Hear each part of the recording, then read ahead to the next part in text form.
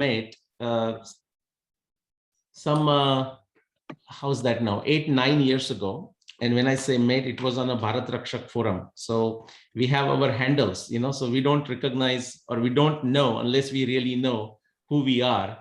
And we can discuss things. We can really have an exhaustive discussion, arguments, disagreements.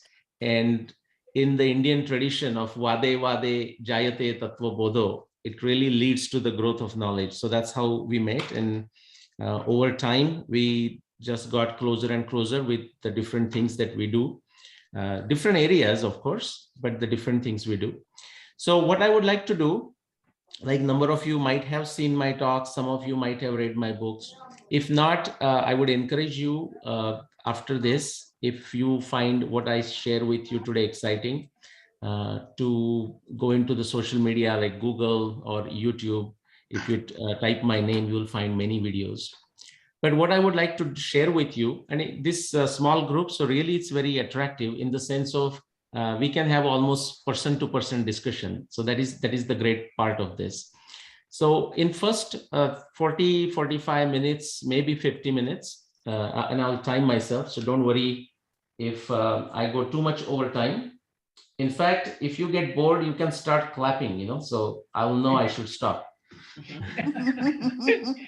Okay. So some things I will share. Mahabharata, every one of us have some idea, actually a decent idea. So some things will be very familiar to you. Say, okay, I know this. There will be other things that might make you think, I did not know that this is in Mahabharata, or this is actually there in Mahabharata, or it can be used in a certain fashion. And then there might be some things that, depending on your background, like what we call Vyapti Jnana, like the background knowledge, it may surprise you, it may shock you, it may provoke you. And sometimes you may be nodding in agreement with that so-called provoking stuff. Provoking in the sense of something provokes you when that surprises you, because that's not what your assumption is. So with that, I'm going to share for, like, say, first 45-50 minutes, and then we can get into questions, answers, comments, and so we'll have some good time. All right. So with that, let me share my slide. Tell me if you can see it on your screen there. Yep. Yes. Yes, sir. Okay. Yes. Very good. I can see it. Thank you. So the year of Kurukshetra Yuddha, also known as the Mahabharata War, and a quick journey through multidisciplinary scientific evidence. Just to give you a quick summary of my work, if you look at this central axis, the arrow with the arrow, it's a time axis. Today is where we are, 21st century. And if we go backwards, just using the calendar that we are familiar. So right now, today is what? 8th August 2021. So approximately that 2021, that's that going back to zero, the start of a Julian calendar, now modified as a Gregorian calendar. And then if you go beyond that zero, then we get into the area of BCE. That's how we talk it, before Common Era. In a very secular country like India, we shouldn't say before Christ and after, right? We should say before Common Era. In fact, what is interesting is that Jewish academics in America, they did not like the use of a BC and AD, like Anno Domini, our Lord, and all that. So they came up with this terminology because we are still stuck with this Gregorian calendar, Julian calendar for practical purposes, which is fine. So they came up with a CE in the sense of like a common era, our era, so to say, and BC is a before common era. So minus 5K refers to 5000 BC, 10 minus 10K refers to 10,000 BC, and so on. Now, my journey began some 25, 30 years ago, 35 years ago, but actual specific work on Mahabharata in a very focused fashion began 25 years ago, 1995. And I'll tell the story of it, but essentially the outcome was, after some 15 plus years of research, I could say with a conviction based on the evidence with the scientific method that 5561 BC is the year of Mahabharata war. I was in parallel working on the Ramayana, but around 2014, I finally published that book on Ramayana. 2011 is when I published the Mahabharata book. And in this Ramayana book, I could show using the Valmiki Ramayana evidence that it leads to a very specific unique year, 12,209 BCE, as the year of Ram Ravan Yuddha. In case of Mahabharata, I had extracted close to like 300 plus astronomy evidence, like astronomy descriptions, astronomy associated evidence. And I'll tell you what associated evidence, what I mean by that. In case of Ramayana, surprised me because Ramayana is much smaller compared to Mahabharata, which is like almost 5 times, like 125,000 versus 24,000 verses. To my surprise, I found Ramayana is equally rich, actually richer in astronomy evidence. I could collect close to 600 specific astronomy descriptions. And all of this, if you think of it solving like a jigsaw puzzle or a crossword puzzle, it takes you to that date. Then very recently, and when I say very recently, I started working around 2016, or rather to end of 2016. This is when Professor Balram Singh, where I'm honorary attached as a faculty at Institute of Advanced Sciences, he said, well, this is great. I mean, he looked at my work on Mahabharata Ramayana. He's based in Boston. And he said, have you done anything with Rigveda or River Saraswati? And I had only done it indirectly. I mean, to the extent it was required while studying Mahabharata or Ramayana, specifically River Saraswati. But what that did, and actually I was studying for a long time, I never even thought I wanted to go there, but that's not how things happen. And this was like literally months time, and I'm telling you for a reason. So this is the early 2017 January, and there was a conference at the end of January at Kurukshetra. And so that's where he wanted me to go. And I said, well, give me a couple of weeks and let me see what I can find out of whatever rough notes I had. And that's when I proposed this timeline for Rigveda. So the last portions, like Vyasa editing, recasting around 6 millennium BC, same time as Mahabharata. And oldest portion definitely going back to more than 24,000 years or 22,000 BCE. Now this one I did a little bit in a crude fashion based on my Mahabharata, Ramayana and Saraswati work. This is in 2017, early 2017. What is fascinating is that since then, of course, I got interested in Saraswati and I started studying work on Saraswati. But since then, the papers that have been published after that 2017 on Saraswati, or papers related to archaeology or any other area, climatology, everything supports this particular timeline very beautifully. But that's not the subject today. Ramayana is not a subject today. We will only talk of Mahabharata. Now, this I started with astronomy for Mahabharata, astronomy for Ramayana, and River Saraswati evidence for Rigveda, hydrology, geology, geophysics, geochemistry, or morphodynamics of rivers. They say like how rivers change their path and when they change the path and so on. But since then, when I say since then, like for last 10 plus years, since 2011, every single subject of say science that I touch, I have found if the evidence exists and if it can be connected, and I'll show you how it gets connected, if it can be connected to these claims, they have continuously, repeatedly, and very decisively supported this timeline. So that's just my quick summary. And another one, so this is good sense of humor, and those of you who know Shiva personally, Dr. Shiva Shastri personally, you would know his sense of humor, like Sureshji, you would know that. But this was suggested to me by one of my British friend. He's a consultant, and very much interested in the Indian civilization. And he said, Nilesh, I mean, he has read my books, watched my videos. He said, this is wonderful. Now you need to put the context of a European Enlightenment. So people start seeing, now this European Enlightenment, I said, so when did that happen? He said, well, go look at Wikipedia. And he just gave me 17th century, 18th century as a timeline. I went to Wikipedia, I took the date from there. And what this European Enlightenment did, of course, in some ways, it did a lot of good things, right? The modern science developments that we see in medicine and science and technology and whatnot. But it also, for India, it also gave some very bad blows, and we are all brainwashed with it. If you've seen the movie Matrix, whether you realize it or not, you are in that European Enlightenment matrix. One of the outcome, as you know, is this whole utter nonsense of Aryan invasion theory. And you listened to Shiva Shastri not that long ago, and he has done very original work, to get rid of or just expose this nonsense. But the effect of AIT is not limited to this AIT telling us that our whole civilization began only 1500 BC, but it has affected the Indian minds, even the pro-India minds, okay, even the dharmic minds, to such an extent that I find every day that folks have almost created their own barrier. They cannot, the researchers and academics and no matter what, they cannot seem to cross this, just like a sound barrier. They cannot seem to cross this barrier of going more than, say, 7000 BC when it comes to Indian civilization. The actual truth is far from that faulty notion. Okay, and that's what we're going to discuss in some way. Quickly, what does it take to understand all of this?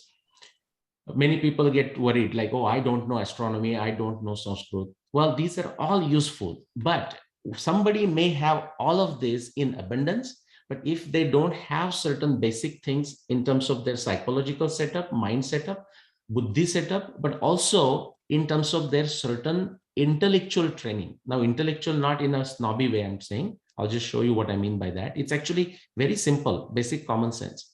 If you don't have that, then any one of us is going to struggle even comprehending it. Forget about criticizing, forget about whether deciding for oneself whether it's right or wrong. So I call this is from Bhagavad Gita, I call this a triad of Shraddha, Samshaya, and Jitnyasa. And Krishna uses all these words. They are there in Bhagavad Gita. Just visually, if I have to show this, imagine this as a space, a cubic space. Samshaya. Samshaya is very critical. Okay, I mean, devil's advocate, but Samshaya has many different dimensions. I'll just mention two here. For example, it can be Samshaya of a mind, or it can be Samshaya of a buddhi. Now, those of you who are studying Bhagavad Gita, I mean, who know Bhagavad Gita very well, you would have heard that Krishna saying Samshayatma Vinashyati.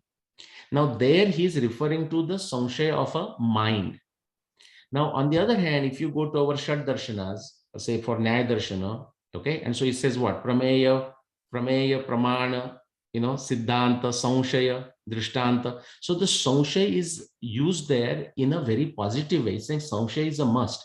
Now there, Nyaya Darshan, for example, is talking about the Samshaya of a buddhi, of an intellect. So when you hear something, the Samshaya of a mind says something exaggerated or something that you are not comfortable with. So like just before we began, we talked about UFOs, somebody researching on UFOs or curious about UFOs. And we'll say, oh, come on, that's impossible. Now, in reality, that may be true. It may be all hoax. That's fine. But the Samshaya of a mind jumps to that conclusion in a very convincing fashion, or in which say, oh, that's just impossible. That's just useless. The other Samshaya, the Samshaya of a buddhi, is an open-minded thing, which is to say, why would this particular behavior or assumption of, say, UFO or whatever it is, just consistently is there in the human psyche? Is there any truth to it? Is there a way we can find it out? Is there a we can test? Now, that is a Samshaya of a buddhi. At the end of it, the conclusion could be the UFOs don't exist or they exist. I'm not talking about the conclusion. So it leads to the Jnana Trupti. When you do that, it leads to the Jnana Trupti. The other axis is a Shraddha. Shraddha means simply reverence, conviction. Again, people, we have in Maharashtra, I don't know if it's India-wide, but called Andhashraddha Nirmulan Samiti. Okay, and of course, what they do is a joke, but that's not a subject today. Well, Shraddha and Andhashraddha, there is no difference. Shraddha is a conviction, it's a reverence. Okay, it's your inner conviction. Joseph Campbell, a great American, he has a quote. He says, I don't need faith, like in the sense of Shraddha, because I have experience. Once you experience something, then you don't need a Shraddha. But until then, you need a Shraddha, like scaffolding in a building. Now, Shraddha can be of multiple kinds. In Bhagavad Gita, it talks about Sattva, Raja, Tama. The Tama is a problematic one. So conviction is there, but conviction about wrong things. What we need is a Sattva Shraddha. And if you have it, now in either case, a Shraddha leads to a lot of Karma Shakti. Like a terrorist going through a lot of training and blowing off something and causing a lot of destruction also has a Shraddha. Now it's a Shraddha of a tamasic kind, okay? But the Shraddha is there, it does lead to Karma Shakti. The third one quickly is a Jidnyasa, which is a curiosity. And it's also of a multiple kinds. The one is a kutuhal, which is to say very idle curiosity. Acha jara bata do, and please tell us how did you do it, or please tell me, is this true? Well, if you are so curious, go find out yourself. I mean, other people can assist, but if it's your curiosity, there is no point asking someone to study that. It doesn't work like that. Also, if you have a curiosity, or we as a society, we as a group has curiosity, it should also have a saprayojan, in the sense of when the curiosity is answered, what is the answer it leads to? Like what problem it solves? So that's a saprayojan. And quickly, if I have to combine this together in a verse of Bhagavad Gita, I'll show that you in a minute here. The bottom left-hand corner leads to destruction, including Krishna saying like Samshayatma Vinashyati. On the other hand, the top right-hand corner leads to prosperity, leads to the growth of knowledge, abhyudaya. Okay, just like a Vaisheshika Sutra says, Yato abhyudaya nishreyasa siddhi sadharma. And Krishna is talking in a negative fashion here, but he also talks in a positive way. But adnyasya ashraddha dhanasya samshayatma vinashyati. And if you don't have this, the person is not happy here, not happy there, so on and so forth. Quickly, another aspect. This is a psychological setup that we just talked. The other aspect people must have is a basic understanding of a scientific method. It can be described in many different ways. This is just a one quick way. Sir Karl Popper talks about what is science, or what is scientific method, as saying it's a triangulation of explanation, prediction, testing. So that the central triangle there. Explanation, prediction, testing in the context of a theory and in the context of a background knowledge. Okay, so that's what the scientific method is. Now, if you go to Nyaya Darshana, you will exactly see this same thing. Okay, so pratyaksha, anumana, upamana, shabda pramanani. I mean, you'll see all these words, okay, with slight modification. If you go to Patanjali, he's going to say pratyaksha, anumana, agama pramanani, the background knowledge, and so on. Now, how does this work? This begins like, why do you even propose a theory? You propose a theory because you come across a problem which is not solved by previous theories, a toughest unsolved problem. Okay, Professor Wheeler, the professor of Richard Feynman, he used to say, if you want to do something in life, you want to have a blast in life, whether you are succeed or not, but find the toughest problem in any field and go solve it. That is the way to have a wonderful life journey. So you find the toughest unsolved problem that is not answered, not solved by other theories. To solve that problem, you propose a theory. And what is a theory? It's a guess, it's a conjecture, it's a plausible solution. Okay. Now, once you define the theory, immediately you know what kind of evidence you have to look for. Okay, Einstein says it is the theory that defines what can be observed. Okay, so until you define your theory, you don't know what is evidence for that particular context. Many people miss that. But that theory also does something else. It tells you what evidence you are looking for. It also tells you what kind of a background knowledge you need in order to investigate this. And one more condition. Your theory, the theory you propose should be such that it should lead to that objective testing, because then only it can be considered a scientific theory. Now, if you succeed, see, this is great. Now, this is not the end of it. After that, the real work begins. Now, if you succeed, then it's going to lead to two things. So from that objective testing, one thing it will achieve is it will explain the evidence. So now the objective testing matches with the evidence. That's what we want in science. But it also does something else. It leads to a certain inference. And that inference, and those of you who are doctors there, it's a prescriptive. Okay, the inference that comes out is prescriptive, it's a proscriptive, it's also restrictive. Now, prescription also has a restriction in it. So it's prescriptive, it's a proscriptive, and it's restrictive. Okay, now let's apply this to Mahabharata. My journey in 1995 or so, it began with the toughest unsolved problem, and that problem is known as a Arundhati Vasishta observation. Okay, Arundhati Vasishta, AV observation. Now, the AV observation name came from the Bharat Rakshak Forum, where I and Shiva met, okay, for example. Now, I came across this in 1995 in a very naive fashion as an engineer. I thought I'm going to solve this over a weekend or so. Then it took me 15 years from 1995 to 2009, while of course I was doing my other career research work and whatnot, job and whatnot. But let's walk this through the same scientific method that I showed, because I'm going to use this repeatedly, okay, in rest of my presentation. So to solve this problem, and I'll tell you what that problem is. All astronomy descriptions, my theory to solve that problem, and I'm going to explain what Arundhati Vasishta problem is.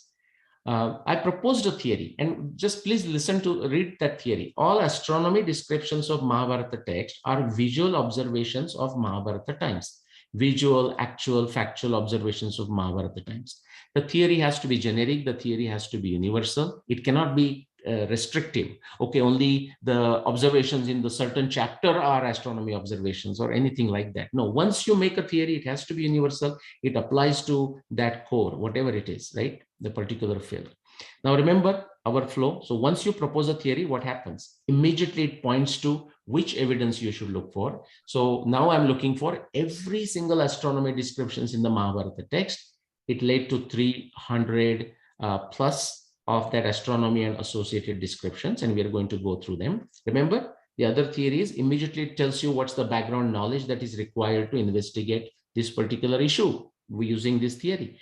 What do we need? Mahabharata text. Look at the theory statement. Mahabharata text is what we need, or all kinds of Mahabharata text, different manuscripts, and everything about astronomy.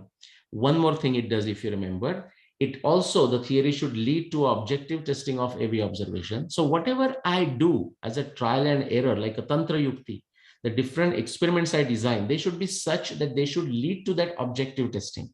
So I looked at in every possible way I can, there are many ways to skin the cat. I looked at every possible way I can test every observation in east-west direction, north-south direction, every angle possible, what else could be happening. And that's what took 15 years, okay?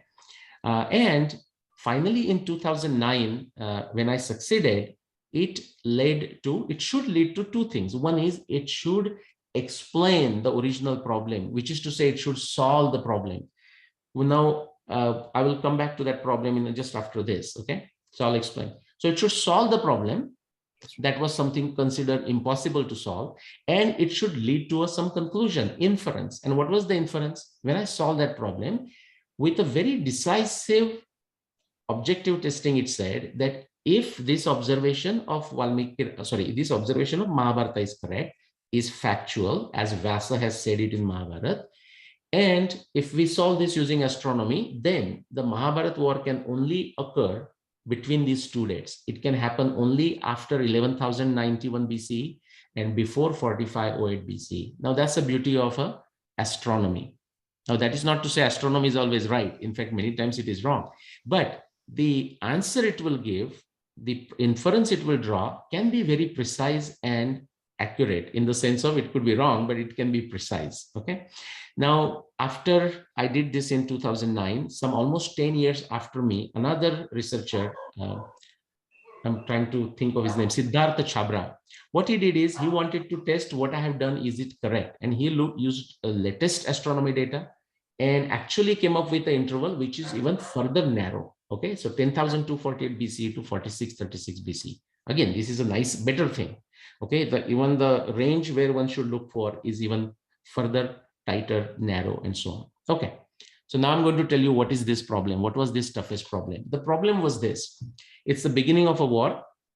Just day before the Mahabharata war, Vyasadeva is making a last minute attempt to see if he can stop it, just like Krishna tried to stop, and Krishna did not succeed.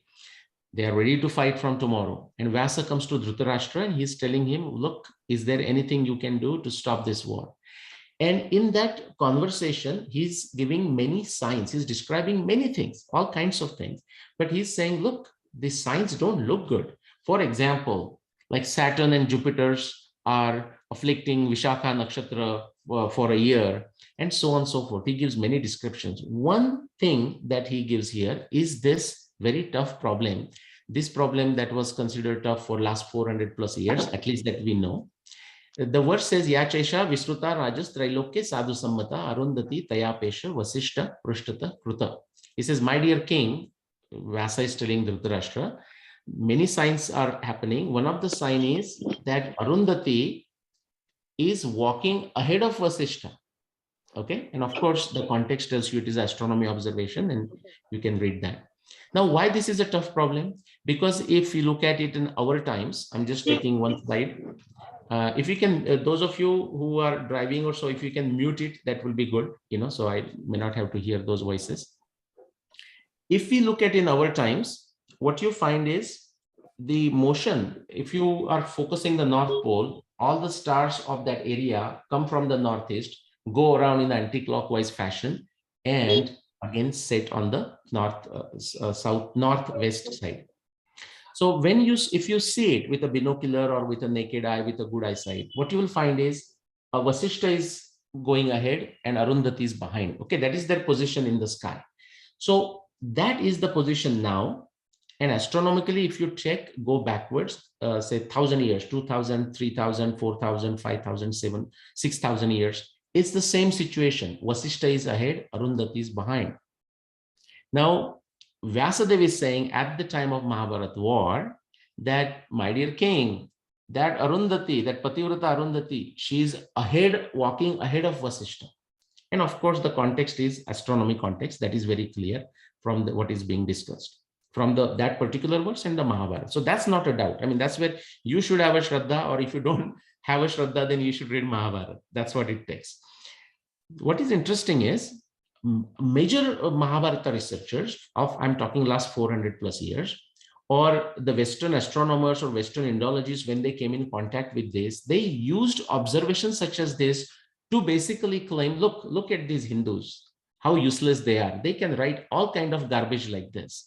I mean, this is impossible in the very order of nature. Astronomically, this is just not possible. The Vasishtha and Arundhati are very fixed stars. They don't have much proper motion. And how is this going to be possible? So that's what they were saying. And I thought in my Shraddha, that's why you need a Shraddha, said, why would Vyasa write something like this? I mean, if he had to just astonish us, he could have used many other things, which in some ways he has. Okay, so why would he use something that is impossible? Okay, so I said, let's try it out. And I at least knew the Saptarshi, so I said, let me try. When I tried, and I'm going to fast forward by 15 years and take you to here. Finally, when I found out, what I did find out, and we'll not go into the details of that because that can be the only subject then. Instead of Mahabharata, we could have called Arundhati Vasishtha. But that 11,091 to 4,500 time period I told you, what is so important about these 2 years? In that years, the Arundhati and Vasishtha are walking together. Okay, in 11,091 BC also, 4508 BC also. Okay, they're walking together. And before, I mean, if we come in the last 6,500 years, it's the Vasishtha walking ahead. But in between these 2 years, okay, and I'm going to show you one example.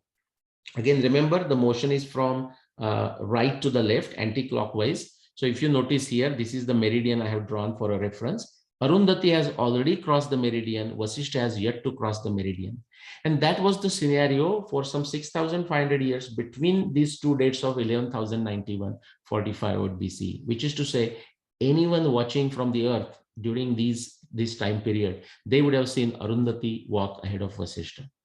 Okay, so if the Mahabharata war happened, it has to be between that.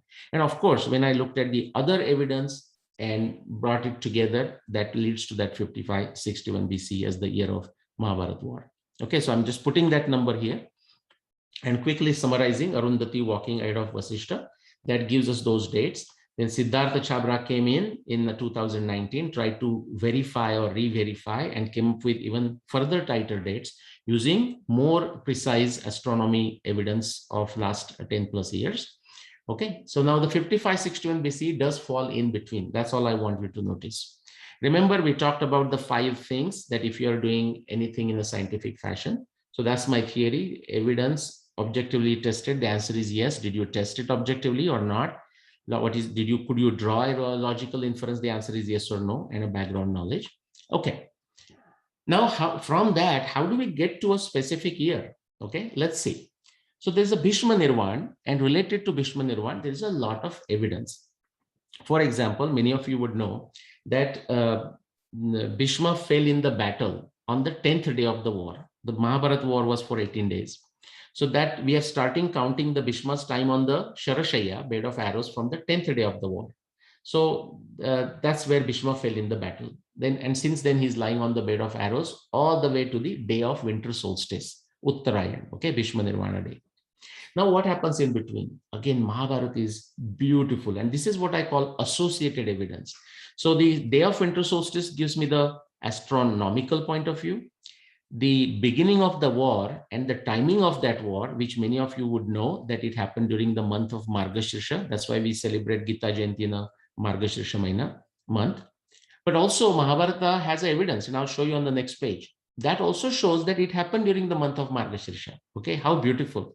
There are 30 plus observations for the phases and positions of the moon, which point to the end of Kartik Amavasya, the beginning of a Margashirsha, as the first day of the Mahabharata war. But let's go with Bhishma Nirvana.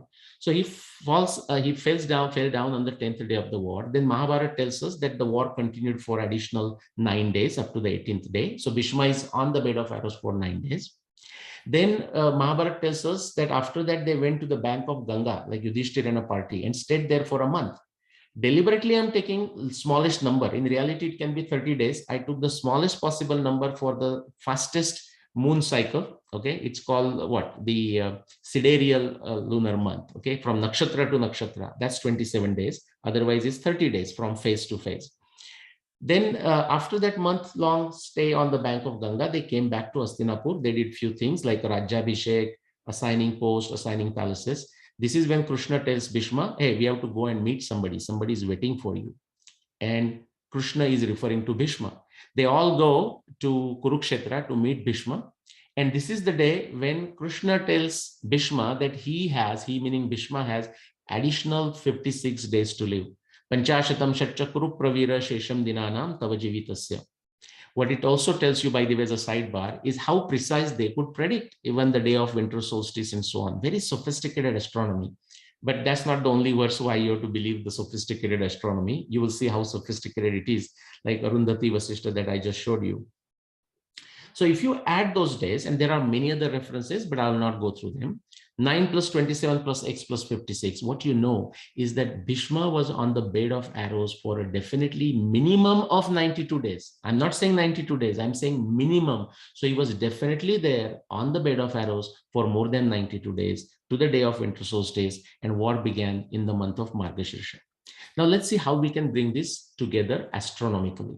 Okay, I'm taking you back 7,500 years to the year 5561 BCE. This is the time where I'm showing you the sun and moon together, the Amavasya. This is the Kartika Amavasya day. Okay, and that's where the war is beginning. Now, we are not going to go into those technical details, but what I want you to know is that the Bhishma, so war began here.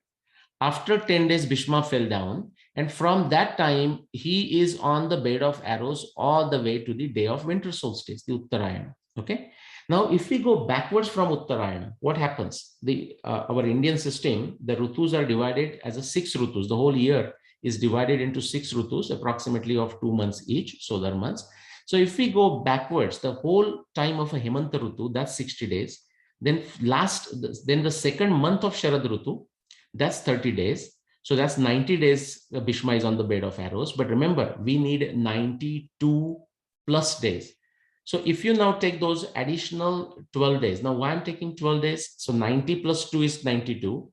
And remember, the Mahabharata war began 10 days before Bhishma fell in the battle. So 10 plus 2, so that's why I'm taking 12 plus. What it tells you is that you have to go that much backwards. So Mahabharata war, just based on this evidence, began in the first month of Sharad Rutu, and definitely at least 12 days into the first month of Sharad Rutu. Okay. Now, what that has to do with the dating of the Mahabharata? Just I'll tell you a phenomenon called precession of equinoxes. There are many consequences to it. One consequence, and again, you have to take this on a Shraddha. If you already understand astronomy, great. But if not, you must take it on a Shraddha and then verify. As they say, trust, but verify afterwards. The lunar month shifts with respect to the Rutu, the season, okay, every 2000 years by 1 month. Now, today, if you remember, the month of Margashirsha occurs around the day of winter solstice. Now here we are saying, based on the Mahabharata evidence, at the time of Mahabharata war, it occurred as the first month of Sharad season. That's why the war is beginning there. Okay. So how much shift is there? There is a shift of 4 months. First month of Sharad, second month of Sharad, first month of Hemanta, second month of Hemanta. There is an approximate shift of 4 months. And remember what I said, the shift of 1 month takes 2000 years. So if you do a crude calculation, 4 times 2000 is 8000. Just from simply this, it's telling you that Mahabharata war happened about 8000 years ago. And of course, you can do the precise astronomy calculations. In fact, the calendar that time began with the month of Sharad, just like our calendar begins in a Chaitra month. That time it began in Margashirsha month. You have a sufficient evidence that of a calendar beginning in the Margashirsha month into the Mahabharata. If you go to Anushasan Parva, chapter 6 and chapter 9, you can see that. And don't forget, those of you who study Bhagavad Gita, Masanam Margashirshoyam Rutunam Kusumakara. Even that simple verse of Masanam Margashirshoyam in a Vibhuti Yoga that Krishna is referring to as a first month of the year. And if you understand astronomy, just from that back of the envelope calculation will take you to 8000 years. That's how simple it can be, but we can be very accurate and precise. So let's add that. So Bhishma Nirvana, that based on that is telling us we have to go that far back. Now, if you take the same Bhishma Nirvana evidence, combined with, remember I told you the phases and positions of the moon. In fact, these are the Mahabharata descriptions, by the way, 30 plus descriptions. And they actually tell you that the full moon like moon was seen through day 12. And even there is a description of a full moon like moon near Nakshatra Krutika. There is a description of a full moon like moon near Nakshatra Punarvasu on the 17th day. So if you do this math, plus add the additional evidence of Mahabharata text, which says Kartik Maina was already over. Okay. Alaksha Prabhaya Hina Purnamasicha Kartikim. That was already over. Okay. So Kartik is gone. Okay. So now the next one it is beginning is the Margashirsha. So we know that too. So if you come, and these are the evidence, by the way. So I'm not just saying it. This is exactly the specific verses from the Mahabharata text for through the 18 days of the war, where first 7-8 days, there are no descriptions of the moon at all. Then there are some descriptions through 8, 9, 10, 11 days. Then beginning with the 12th day, all the way to the end of the war, and even up 1-2 days after that, there are full moon descriptions everywhere. So this is what I mean. Whatever is happening in the sky is described, is employed by Vyasa in describing the scenes of the Mahabharata war. Okay, so if we add that information, it gets a tighter interval quickly. If you go on, we get a very nice tighter interval of 1600 years where we should look for the Mahabharata war. See, every single bracket that I'm placing there is actually increasing our confidence that we are going in the right direction. Now, I'm going to take a jump and just give you a flavor of what kind of rich evidence is all there. I'm not going to take you through the technical explanation. I mean, this is something, for example, I taught for 5 days at Chinmaya Vishwavidyapit in 2018. 5 days we were just talking Mahabharata evidence and we had not done. So we are not going to do that in 45 minutes here, okay? But want to give you a flavor. So what is that idea? So you might have played this puzzle growing up. I don't know if you have played this. We used to play with the matchboxes, these matchsticks, you know, that matchbox that we get. 21 or 20 sticks or so. And so think of these, each stick is used to create this square. We have got 7 squares. And if I ask you the question, can you remove 3 of these sticks, meaningfully re-employ them in such a fashion that these 7 squares are turned into 5 squares without any superfluous sticks sitting somewhere? They all need to be reused. Because of time, I'm going to go fast. Otherwise, I would have given you a few minutes to think through this. The answer is, some people, of course, will say, well, that's not possible. Other people will say it will take me some time. And some people are smart enough. I mean, they like the puzzles. Doesn't mean others are not smart. But they will say, okay, remove these 3. So if I remove these 3, what happens? The picture will look like this. And now I'm going to re-employ those 3. 1 here, 2 here, and 3 here. Okay. What does that do? That is, now I took the 7 squares, I re-employed each one of the stick and turned them into 5. Essentially, this is like solving a puzzle. Now, why I'm showing you this? Because Mahabharata evidence is a puzzle. After the Mahabharata was written, like, Ganesha, Vyasaji invited Ganesha. Now you can take this story literally, you can take this allegorically, it doesn't matter. But when the Grantha was done, Adi Parva, Vaishampayan describes how this Grantha was created. He says, Grantham Granthi Tada Chakre Munir Gudam Kutuhalat. And finally, after 3 years of hard work, Vyasadeva completed this Grantha about 18 years after the Mahabharata war. And how did this Grantha look? It says, Grantham Granthi Tada Chakre Munir Gudam Kutuhalat. It is full of curiosities, it's full of mysteries, and Grantham Granthi, it's full of twists, okay, like puzzles and deliberately twists that Vyasa has added so that it's not easily understood, not deliberately, but it is not distorted by other people. They may not even understand. So say, I don't understand it. I'm just going to memorize this verse. Ya Chaisha Visuta Rajas Trailoke Sadhu Sammata Arundhati Taya Pesha Vasishta Prashtata Kruta. I don't understand it, but I'm going to chant it every day. So that's how it was preserved. Now, what I'm going to just give you a glimpse of, and then I'll quickly go through alternate additional evidence and we'll stop. There is such a rich astronomy planetary evidence. Okay, I told you 300 plus. What I showed you so far may be like a 60 observations together, like what I showed you so far. Here I'm going to quickly give you a glimpse of additional 35 observations. We are still only at 100. There are 200 additionally there, and they all lead to that 5561 BC. But just to give you an idea how this is a puzzle, how rich is the evidence, I'm going to show you. Imagine Earth at the center, because we are watching from the Earth, and there is a whole sun solar system. We have the nakshatra as a reference frame, and now imagine Vyasadeva is observing the planets. In Mahabharata, he is describing each of them. For example, he will say that nakshatra 8 and 9. So nakshatra 1 is a Mrugashirsha, I have given as a reference nakshatra. In that case, 7, 8 is a Falguni, 15 would be Mula, and 22, 23 will be Bhadrapada, and so on. He's saying Bhagam Nakshatra Makramya Surya Putrena Pidate. The Saturn, Surya Putra, is afflicting Bhaga Nakshatra, which is what? Purva Falguni, Uttara Falguni. Or when it comes to Mars, right? He says Magha Swangarako Vakra. Magha, near Nakshatra Magha, Angarak, okay, which is Mars, doing Vakra, whatever that Vakra means. Or it says Shravanaicha Brospati, and that same Vakra thing, Brospati, Jupiter is doing near Nakshatra Shravan, 18, okay? Or it will talk about Mars again in another chapter. It says, Krutva Changarako Vakra Jesthaya Madhusudana Anuradha Prarthayate Maitram Samshaya Mandiva. Krutva Changarako, Krutva doing Angarako, Vakra, same thing that it did near Mars or Jupiter did near Shravana. Vakra Jesthaya Madhusudana, near Nakshatra Jeshtha, Anuradha Prarthayate Maitram Samshaya Mandiva. Also near Anuradha Jeshtha Nakshatra, that is 13, 14.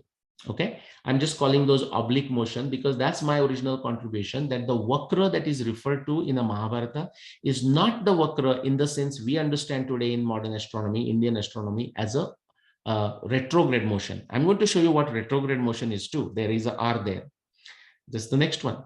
There is additional descriptions of a Mars. It says Dhruvam Prajwalitam Ghoram. Now, Dhruva meaning not the pole star here, Dhruva in the sense of becoming steady. Dhruvam Prajwalitam Ghoram Apasavya Pravartate Chitra Swatantare Chaiva Dishtita Parushagraha. This Mars, okay, becomes steady and started shining brightly between Chitra and Swati, number 10 and 11. Okay, apasavya pravartate, and started going in the wrong direction or abnormal direction. That is what happens when they go retrograde. They stop and start turning backwards, or they create a circle, they create a zigzag path, and so on. Okay, Krutva Changa, Dhruvam Prajwalitam Ghoram apasavya pravartate Chitra Swatantare Chaiva Dishtita Parushagraha. Okay, and then it says after that what happened, and so on and so forth. So that's my retrograde motion. Now, for Jupiter and Saturn, another verse comes which says, Samvatsara Sthainancho Graha Prajwalito Ubho, both Graha are steady in one place for a year, shining brightly. Vishakhayo Samipasto Brahaspati Shaneshcharo, in the vicinity of Nakshatra Vishakha, number 12. Brahaspati Shaneshcharo. And on and on. Okay, so that's a retrograde motion. That's a retrograde motion. We have a positions of a tithi, like a Amavasya, or sun and moon together afflicting Nakshatra 28 Rohini, or Saturn afflicting Nakshatra Rohini. Prajapatyam cha nakshatram grahat tikshna mahadyuti shaneshchara pidayati pidayan pranikodikam. Or on the 17th day, Jupiter afflicting nakshatra 28. Okay. So now imagine how many places these planets are. It is a puzzle. Okay. And there has to be a consistent, methodical, scientific way to solve it. When you do it, and that's why there is my book or videos that takes you to that 5561 BC. Or like the Mercury, you know, that description, 3 nakshatras ahead of the position of the sun. Or Mars, again, in a very unique way, afflicting Chitra. Okay, Chitra Pedayate Graha. And that's a retrograde motion there. Mars, again, it says coming down to 1819, Nakshatra Shravan and Brahma Rashi. Vakrano Ukram Krutvam Cha Shravane Pavaka Prabha Brahma Rashi Samavrutta Lohitango Vyavastita. Again, that Lohitanga, Mars is coming there. Or the retrograde motion of a Venus, and I'll stop after that. There are so many of these. There it says Shukram Proshtapade Purve. Shukra came near Proshtapade Purve, Purva Proshtapada, which is Purva Bhadrapada. Shukram Proshtapade Purve Samaruya Vishampate Uttaretu Parikramya Sahita Pratyudikshite. By turning north, it made a parikrama. Uttaretu Parikramya Sahita Pratyudikshite. Again, this is a retrograde motion of Venus. Are these happening around 5561 BC as this described? The answer is absolutely yes. There are many conjunctions, multiple things, 35 plus planetary observations. Even if you take just these observations and just ignore for a minute Bhishma Nirvana, ignore for a minute Arundhati Vasishta observation, and if you understand astronomy, it is going to take you to 5561 BCE if you start from our time. If you take just Bhishma Nirvana, it is going to take you to 5000 to 7000 BCE. If you take only Arundhati Vasishta observation, it is going to take you 10,000 BCE to 4636 BCE.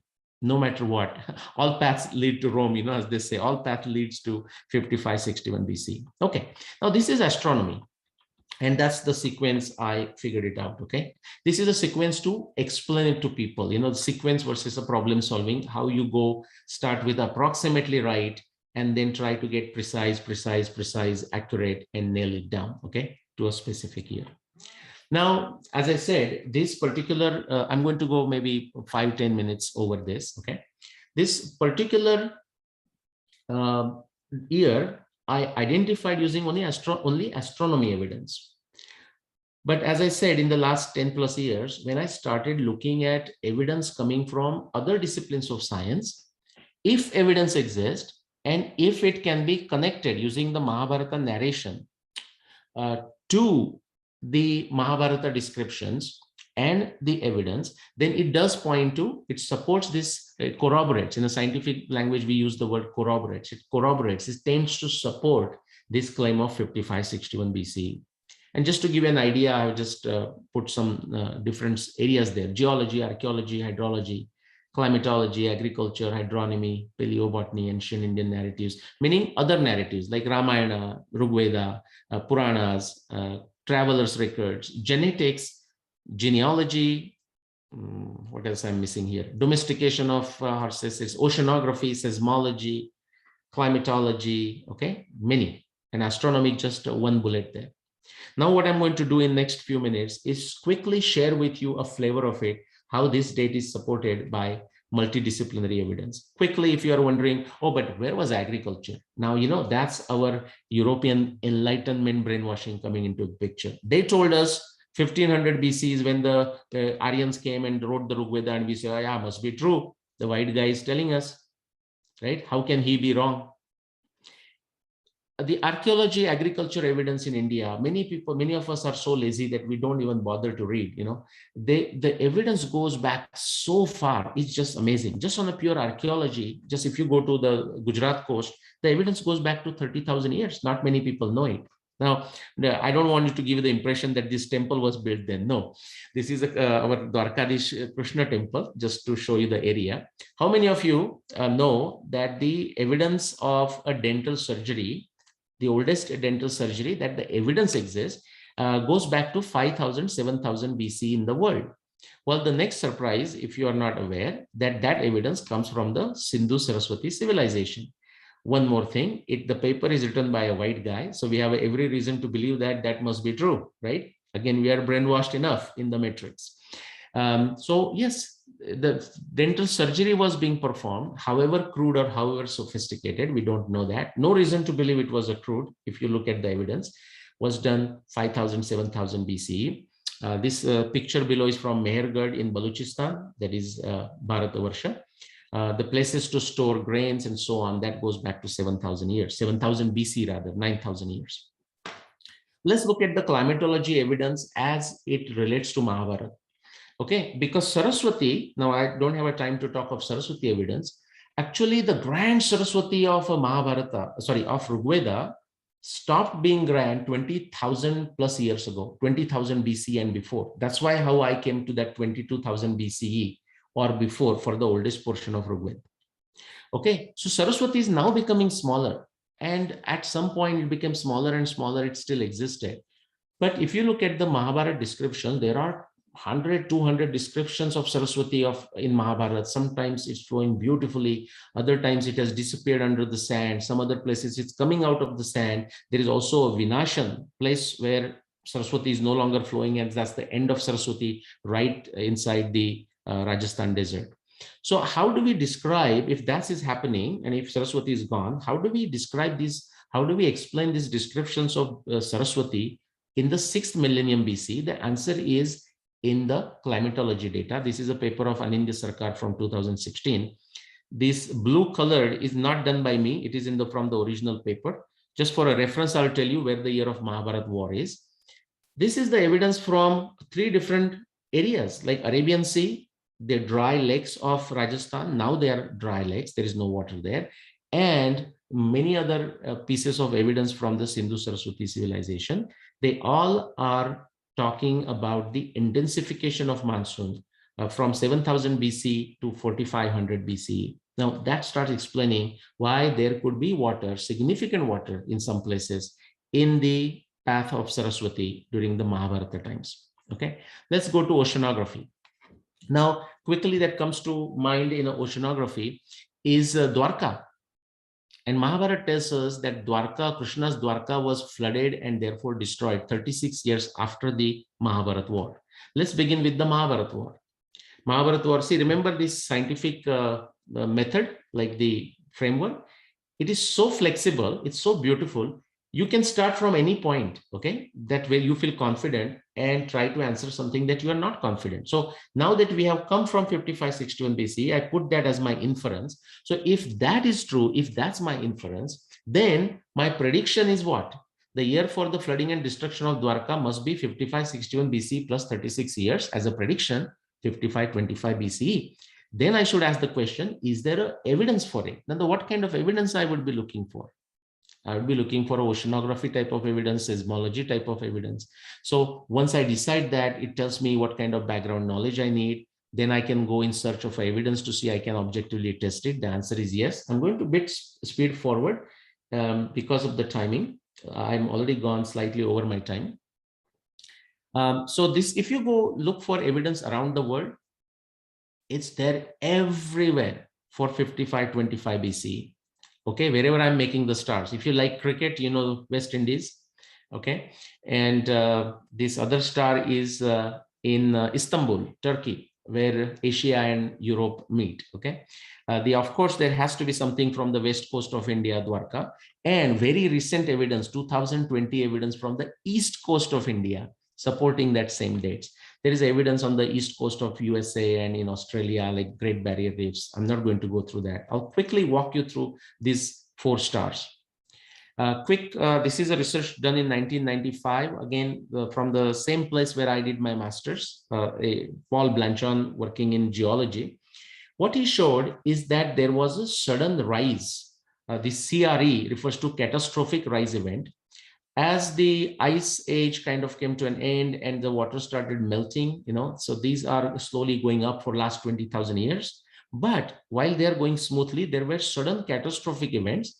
The event that we are interested is this one, because we already know Mahabharata war from other evidence 5561 BC. That's why we are looking at this.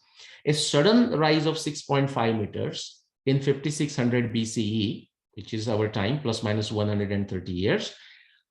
First, he found at Barbados, then he found at 7 different locations, very consistent phenomenon in the Caribbean. Okay, so that's my evidence number 1. When is it happening? Exactly around the Mahabharata time.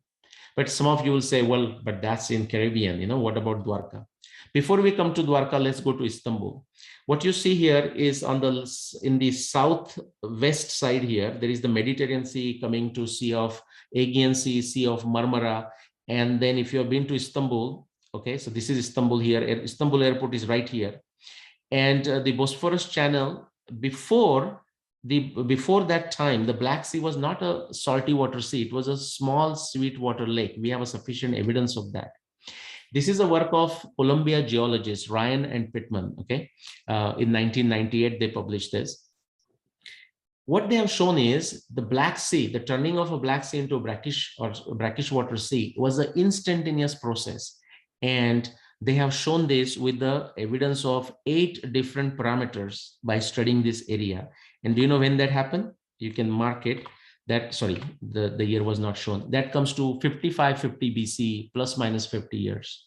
And notice 5525 falls right in between. Let's come to Dwarka. There are 30 plus studies, big 7-6 studies. They have combined by Zarians in 1970. This research goes back, okay? I mean, 1998, again, he rewrote a review paper. What it is showing is, now notice this. Let's see if I have, I have these markers. Remember, the time that I have proposed for a Mahabharata war is right here, okay? Right in the middle. This is middle of the 6th millennium BCE. And notice the sudden surprise, significant increase in the water level, about 15 meters. That is 50 feet or so. Just imagine that happening today to all the port cities, okay? That much water, 15 meters, in the middle of 6th millennium BCE, and actually that behavior continued in the early part of the 5th millennium BCE, and additional 8 meters. In fact, the water went on an average 3 meters above today's mean sea level, at least for the western coast, Arabian Sea area, and stayed there for additional 2000 years. This is a very interesting graph. Just because of time, I'm not going there, but that graph not only shows flooding and destruction of Dwarka, Krishna's Dwarka in 5525 BCE. It also explains some of the aspects of Indus Valley civilization, such as Dholavira or Lothal becoming ports, and they acting as a ports for 2000 plus years, and they ceasing to be ports around 2000 BC because water level came down. Okay, if you go to the east coast, for example, if you are familiar with the work of Graham Hancock, Glenn Milne, he's a geologist, you will find, I'll walk fast through this. Look at this island here. And this is, now they did it in a different way. I'm saying this is my claim. Okay, we need to verify that, of course, with the oceanography study. But this is Dwarka. This is the island of Dwarka. Look at the timeline, okay? 12,400 BC. We are looking at 7,500 BC. Think of that as a BP, before present, okay, slightly modified. So water levels are coming up, okay? We go further, water levels are coming up, the island is getting smaller. Notice what happened. So 5525 BC plus 2000 is what? 7,000, whatever that number comes up, right? 7,500. That number is somewhere in between this. Notice what happened. There was an island and 5525 BC, and there is no island. Okay, this is from the work of Graham Hancock, Glenn Milne. If you quickly go on the east coast, this is a study from last year, 2020, Pumpuhar. Okay, they have found ports in ancient ports, sophisticated ports inside the ocean going back 20,000 years. Professor Ramasamy from there. Now, as the water started rising, the first port was gone. They rebuilt the port inland. Okay, that's P2. Then that was gone. Okay, around this time, they inbuilt another one, P3. And guess what? Again, that same time, 5525 BCE falls between this.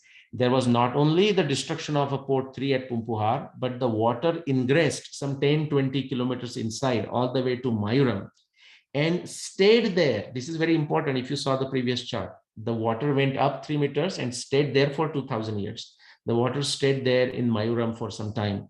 And it's only after some time it started receding backwards. It came to Shirkari, then it came to Nangur, And finally, in our times, maybe last 1500, 2000 years, it came to current Pumpuhar port. This also supports flooding and destruction of Dwarka. Okay, let me see if I can go one more. Okay, quick genetics and I'll stop. So genetics data. Now, just imagine, we know that Mahabharata war happened exclusively all people, men from India, warriors came from India, but also India of that time. So there are outskirts of India all the way to Caspian Sea, Iraq, Iran. Those are parts of India. Afghanistan, they're parts of India. Uzbekistan, these are known as a Uttara Kuru. Western part of China is also part of India. It's also called Uttara Kuru, Uttara Madra, and so on, if you read the descriptions. Not only from Mahabharata, even from the Greek folks, okay? They also called that land as a Uttara Kuru, okay? Estimated 4 million people died in Mahabharata war, exclusively men, based on the estimates there. Now, we don't know the world population exactly, but there are estimates from 5 to 20 million. I'm just going to take a 20 million as a number. So 50-50 men, women. So 10 million is, just imagine a number of men. Out of that, 4 million men are gone. And also, you know that the men from around the world have not participated in the Mahabharata war, mostly from India and surrounding India. So now if 55, 66, 61 BC is the year of Mahabharata war and significant death of men took place, now we may ask, is there a possibility that some effect of that is stuck in our population? Now, until we had a genetics, probably we had possibly no way of knowing it, maybe on only physical anthropology. But now that the genetics is improving, there is this paper from 2015, Monica, Carmen, and a group. Now, they have no clue about the Mahabharata, by the way. Okay, so this is very important. In a scientific language, it's a double-blind experiment. They are not aware of it. So it's not like some kind of conspiracy or agenda. Quickly, let me walk you through this. Male-female diversity imbalance. So imagine if using those estimates, these are the estimates in a public domain, you can look at this. 20 million is the population, whether true or false. Imagine 10 million would be the main. Out of that 10 million, the whole worldwide, we are looking at the India area. And so what? I don't know what that number is. Just say 6 million. Out of that, 4 million men are gone. I mean, suddenly the diversity of a male gene is gone. Okay, male-female diversity imbalance. Now, this is a 2015 paper. That's a purely genetics paper, has nothing to do with the Mahabharata. They have no clue about Mahabharata, and certainly they are not colluding with me. I don't think they will agree. They will be still stuck in the Aryan invasion theory. So they are not going to agree with me on a 55-61 BC. But now let's see the beauty of it. Just quickly before we go there, so that you understand who participated. These are the areas where Rajasya Yajna Pandavas have gone. So this is the area of the Mahabharata influence, okay, of that time. Now I'm showing you the genetics data from that genetics paper. So definitely the India folks were there. Also the folks from the Middle East, what we will call, they were also participating. As I showed you, Nakul went there, Arjuna went there. Okay, then the eastern portion, they also participated. We have this description. So Myanmar, of course, Bangladesh, Thailand, Laos, Indonesia, and that area. Okay, so this is the area that people participated. Actually, even people participated from this east of Caspian Sea, Uttara Kuru also. So let's include them. Then Europe, notice in the yellow color. Okay, and then also notice the areas like Siberia and Oceania and South America, Africa. They have not participated as much. Now, quickly, as a metaphor, if an earthquake happens in some place, okay, I'm moving from genetics to earthquake, and I'm going to take you back to genetics as a metaphor. If you hear of an earthquake news, immediately what do? You quickly ask somebody, oh my God, where did it happen? Okay, how severe was it? What was the Richter scale, right? So where it happened, when did it happen, and how severe was it, right? Those are the typical questions we ask: where, when, and intensity. Let's look at that research of Monica Carmen from 2015. Where what they are saying is the female diversity to male diversity ratio suddenly shoot up, which is to say the female diversity varied, which is to say remained the same, but male diversity really shrunk significantly. How much? 16:1 ratio. Okay, that is what this graph is showing. That is from their paper, this graph. Okay, here, this one, 16:1 ratio. So think of this as a Richter scale, the intensity of that genetic imbalance. Next question we should ask is when? Okay, and the answer is 7,500 years ago. Okay, the same time as a Mahabharata. The third question you should immediately ask, where? Okay, and this is the answer. Bit complicated if you're not into research, but if you are, you'll follow me.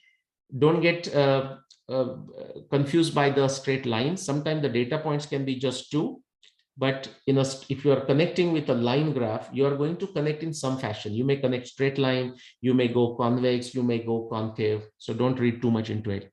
But a reference point as a control group starts here around say 12,000 years or so. Look at the South Asia, that is this forest green line, which is India, by the way. Okay, that is the line which notices the first effect. This is a model, by the way, guys, so don't worry why it's happening in 9,000 BC. There is no data point possibly here. The data point could be here, and they're trying to connect it like a logistic regression. Okay, but the first one to notice is India, like the change in this male-female imbalance. Okay, the one where it stayed at the bottom, the deepest impact was also India. It stayed there the longest was India, and naturally, therefore, the last one to recover was that forest green line, India. If you go to Near East, like the Middle East portion, like Iran, Afghanistan, and that, they also participated, we know this. You can see that second effect here, this line, they also saw the effect, but they quickly recovered, so to say. The Southeast Asia, which is Myanmar and so on and so forth, this color line here, that also noticed the effect, and they also recovered much faster than India itself. Now, Europe, because of time, I'm not going to go there. Notice Europe has a delayed response. Okay, so as if like it happened afterwards, like what, 5,000 years ago, like 3,000 or 4,000 BC, like 1,000, 2,000 years after the Mahabharata war. Very interesting, right? Central Asia also, you can see the delayed effect, just like a Europe. Very interesting. In fact, I'll give you a quick answer. My assertion is that this is due to the outward migrations, post Mahabharata outward migrations, taking that typical gene pool, the signature of that gene pool, to Europe and Central Asia. Okay, and if you go to Andes and Africa and Siberia, you will not find any difference. In fact, there is, I don't have to do the conjecture, there is a evidence of it. There is a evidence not in the human gene, of course human gene it is there, but more so with the transfer of animals, like domesticated animals, like our zebu cow, for example. Okay, and going into that area, zebu cow becomes the origin of a Taurus cow. Okay, but that's a different subject. And you can see this evidence in the genetics papers of the migrations of the domesticated animals from India. This is Iran area they show. So anytime they say Iran, you should read India in genetics papers as a good proxy. For domestic cattle from Greater India to Anatolia, France, Spain. And when did that happen? Actually, they have a timestamp. Now, these are approximate, estimations, 55 BC through 1600 BC. If you look at the domestic mouse, I don't know if you knew this. This is based on a genetic study again from 2007. The domestic mouse, its origin is India. So don't think silk and astronomy is what we exported, or the metals. No, we also exported the domestic mouse. This is a paper of Bonhomie in 2007. A few varieties, but 3 distinct varieties. They all originated in India, northern India, and went to all parts of the world. Okay, that's the paper. Now, domestic mouse is connected with agriculture. Okay, connected with a settled civilization. This itself is the evidence of outward migration too. Quickly, these are my books.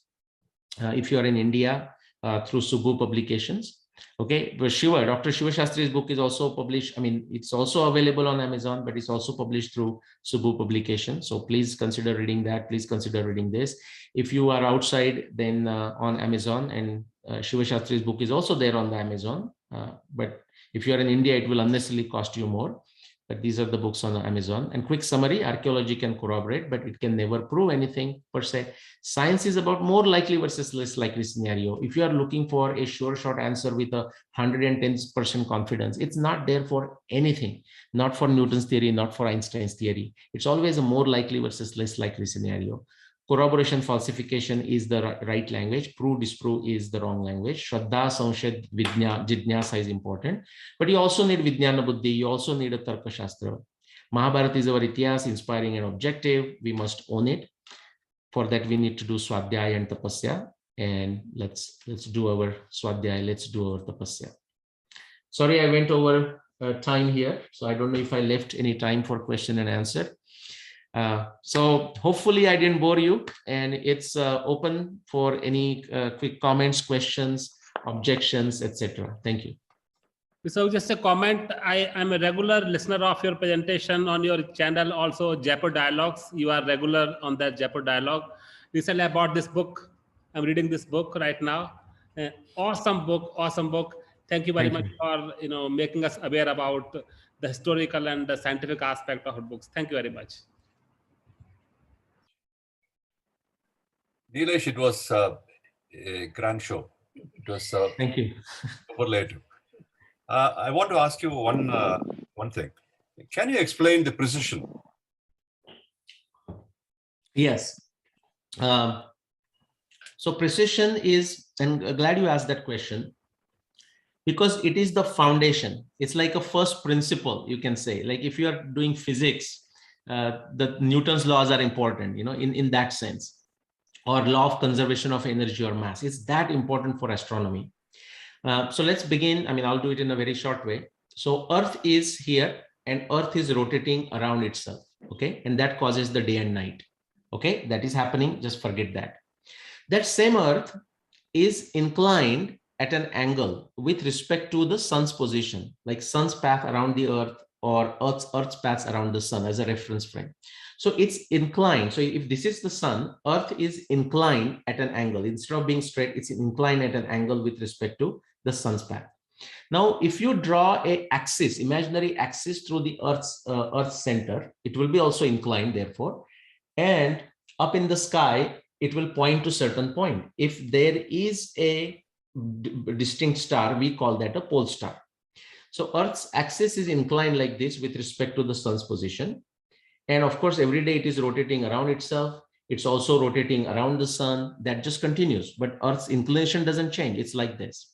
However, that inclination is not constant if you go back or if you go forward by thousands of years. So just like the top that we used to play, as a child, so the axis has its own motion. Like, I don't know if you can see on the screen. Yeah, it's like this. Okay. That axis goes through that full circle. It's a very slow motion and it completes one cycle like this in 26,000 years. And that's called the precession of the Earth's axis. It has many consequences. One is that therefore the pole star changes. Therefore, the nakshatra in which sun will rise on the day of winter solstice, summer solstice, spring equinox, that will also change. Then background nakshatra will change. And the last thing that I discussed while discussing Bhishma Nirvana, that the lunar month of our Indian calendar system, it will shift with respect to season by 1 month every 2000 years. So just to give you an idea, Margashirsha is now occurs at the end of Hemanta Rutu in our times. Margashirsha occurred as the first month of the Sharat season during the Mahabharata times. And if you Chaitra is the second month of Vasanta Rutu in our times. In the Ramayana times, 14,000 years ago, it was the first or a second month of the Sharat season, just like our September. So Chaitra occurred in our September-October time frame, as if in the Ramayana times. This precision is around how many degrees? So precision goes through 360 degrees. See, so there is a one more motion. Possibly what you're asking is also obliquity. So think of Earth is inclined like this. Now, this inclination angle doesn't change. I mean, it does change, but when I'm talking precision, let's imagine that the angle doesn't change. I'm simply saying the angle is the same, but it is making a circle in the sky. That goes through 360 degree and complete circle. That's 26,000 years. So think of this as this, like in, I don't know if it's popular or common in Karnataka. In Maharashtra, I've seen during the Durga thing, the ladies will have this, we call it kalshi. I don't know what you call, like, and they will do they will rotate like this. They will dance like this. I don't know if you've seen it. Precession is like this, precession is kind of like this. The second thing possibly you're asking what degree. Right now, the Earth's inclination is 23.5. And that actually goes through as high as 24.5 and as low as 22.5. So that's a nod.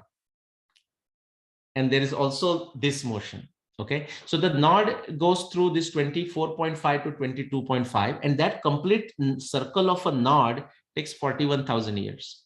That is also very important for deciding the dating of ancient Indian events. And nod is not cyclic, I suppose. It is transients. There A are nod is also cyclic, but it's like a movement of a piston. I mean, see, one thing is going like this, and the nod. See, nod also what happens. Just to give an example, right now it's 23.5. If you go backwards, 3000 BCE, it was 24. Okay. If you go to 7800 BC or so, it was highest, like 24.5. And then again, if you go backwards, by 12,000 BC, it was 24. So, if you start 12,000 BC, it was 24, and it was getting more and more. So it was 24.5 by 7008. Then again, it was 24 by 3000. And to our times, it's 23.5. So it does go through its own nod like that too. It takes 41,000 years. Thank you. Dr. Shiva, I would like you to comment. Yesterday we were talking about this. You're on the mute, huh? Yeah, go ahead. Yeah, no. No, what happens is Nilesh is a real expert on this, because the movement is very complex. First you have this the earth rotating, and the seasons come for one thing, and then you have the top, like a top. When you spin a top, it spins very steadily, but when it's slowing down, it starts rocking. So that's one. The nod is an even more complex phenomenon, but I think one has to be really see, the real problem here is like this, with this study. First of all, you have to know Samskrita, you have to know Sanskrit, and then you have to know astronomy. There are very, very, very few people who know both. This is the problem. I know one other person whom Nilesh also knows, a lady called Rupa Bhati, who's doing a lot of work on this. But apart from that, when I wrote my book, I had two other references who seemed to know a little bit about both these things. One was Bal Gangadhar Tilak. Another one was a man called Herman Jacobi. Okay. Now, these two people I've quoted in my book also happen to know both some Sanskrit and astronomy. The problem is two completely separate specialities. This is the thing. And if you're really going to go into this, and like Nilesh did and I did to a certain extent, I suppose because of my background, I'm able to look at genetics more easily than Nilesh. But a lot of other specialties, a lot of us learn in school, like physics, geology and archaeology. We learn about those things. So anyway, this is Nilesh's day. I'm going to stop here. Thank you. Excuse me, Mr. Nilesh, I have a few queries.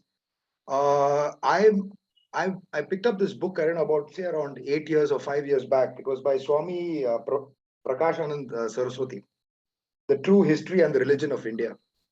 Show this book. I think it's quite an old, comprehensive book. All right, and in fact, most of what we have discussed in what you had discussed it is part of the literature over here, and he goes on to explain things very, very, very well. It is very well written book. However, now you did show a picture of Graham Hancock, and his compatriot, and there's a huge dispute about even the Gebelki Tepes, the connection over there, and the link between the Mahabharata, the Dwarka site, as well as along with that.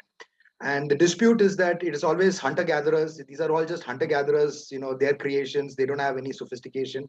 And his point of view was arguing our side. But because we are brown people, we tend to bend over very easily, I feel. However, there is this one book which tends to put a little bit of a spanner in a few things. It's this guy, Forbidden Archaeology. This book is even banned by the British, by Michael Cremo. Now, the only reason why this guy is being he's being ridiculed is because he's converted to a Hindu. And as far as I know, everywhere you go, if you just say that you're a Hindu, or even you start following excerpts of Hinduism, they think of you as some mumbo jumbo guy. But there are a lot of so his thing tends to put a spanner in the Ramayana. In the Ramayana, even according to reading to him, he does not accept the dates because of one missing link, and that is the Vanar race. The race of Vanars, even science has not been able to find out how that evolution has taken place. But what I do believe is that was a race that did exist at that time. And even when I think Rishi Valmiki does explain the geography of the complete north, south, east, west when he is in the Kishkinda, when he is actually telling his people to go and find Ram's wife. The geographical description in the Ramayana, I don't know, more than astronomy, it tends to put a spanner. That's what this bugger says, this Michael Cremo says, is in astronomical dates, because as you said, because someone said precision. Mike, another question would be is now this every 26,000 years, you're going to get the same cyclic phenomenon that's going to take place. So if from 5,000 to 12,000, how about we go another 26,000 years? Will the astronomy match? And let's go again another. Good. No, great question. Let me answer that. So Graham Hancock, so when we look at Graham Hancock's research, see, we shouldn't combine that. I mean, Gobekli Tepe is one research. What he has done on the west coast of India is another. Okay, so I mean, one person can be right here and wrong another place. Okay, so I'm not saying he's wrong at Gobekli Tepe either, but my point is that's very important. Like Lokmanya Tilak, now his conclusions can be decisively shown to be wrong, but right now people come to me and say, oh, I want to also do archaeoastronomy like you. Where should I start? I said, first read 2 books of Lokmanya Tilak and then write a summary on it, explaining me how he's right. Then the person comes to me, very rarely that happens. Then I say, now write why he is wrong. Then you are qualified to take lessons from me, kind of thing. Okay. So people, I mean, we all can be wrong. I mean, that's not the right or wrong is not a big deal, but growth of knowledge. The next one you said is Michael Cremo. Like I know Michael Cremo personally, by the way, for close to 30 years. Okay, wow. Close to 30 years. Richard Thompson. I mean, that book is with Richard Thompson, Sadaputa Das. Michael Cremo is like a Dhruta Karma Das, I think. Yes. I know them. I have met them. I was with Michael Cremo. I was there just 2 years ago in Florida at a conference organized by Bhaktivedanta Institute. Anyways, so it doesn't put a spanner. I mean, he's entitled to his opinion, but I'll tell you. And so, great question you asked. So this precession of equinoxes 26,000 years, but it's repeating every 26,000 years. Okay. That's what I'm saying. It's such a beautiful evidence. I'm going to take you to the hydrology evidence. That will be a quick answer to Ramayana, for example, and of course Mahabharata. But Ramayana will answer that very well because you also mentioned Vanaras and all that. For a quick evolution, I mean, there is a Stephen Jay Gould. You would have heard the name from Harvard. You know, like a punctuated equilibrium. You can read his work. Like suddenly, the evolution can happen in an accelerated fashion in a short time. And there are theories that it did happen around 11,000 BC, the younger Dryas and so on. There are many theories. Yeah. When the environmental factors push you, the evolution can happen. Just like when we are pushed under a crunch, we become creative and innovative, something like this. But that's a different subject. Why it cannot go into another cycle? The answer is this. Ramayana, Valmiki Ramayana is our reference for Ramayana. Vyasa's Mahabharata is a reference for Mahabharata. Valmiki Ramayana talks of many times, at least 6 times, Yamuna and Ganga meeting together. Okay, like where Rama is crossing the Ganga, Yamuna, but also even many times is a metaphor. And so it's there. Many times Yamuna and Ganga are meeting together. That same Valmiki Ramayana also is talking of river Satluj, Shatudri, as the river that is flowing in the west direction. Now, why is this important? Because our modern research is very strong. I'm talking of 30, 40 different publications published over the last 40 plus years around the world. They show consistently that Yamuna separated from Saraswati and started meeting Ganga sometime between 50,000 years and 50,000 BC and 40,000 BC.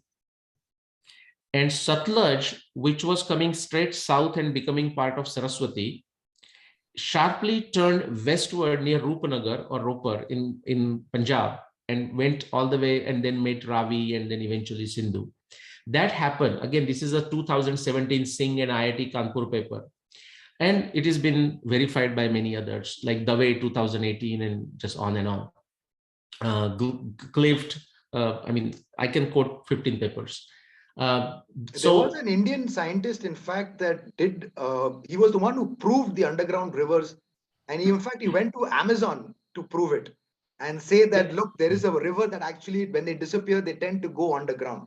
And he came up with the Saraswati, and this is where even this person, this very famous general who comes on Arnab G.D. Goswami, Bakshi. yes, he wrote a lovely book based on that assumption that, look, it tends to disappear, but when it disappears means it's actually going underground. Right. And you get like only when the satellite images did come out, there was verification of what happened, and it's a Right. huge dried up basin. Actually. Right, but to your specific point, I want to address that. I don't know if you got that point. So Yamuna meetings Ganga Correct. is The only after tributary coming out. 50,000. All right. Satluj turning westward is only after 13,000 BC, last 15,000 years. So Okay. Ramayana cannot be before 50,000 years ago. Ramayana cannot be before 15,000 years ago. All right. Just based on this, and there is a evidence from But many then, other. according to you, if Yamuna was coming, was Saraswati in the process of drying up at that time?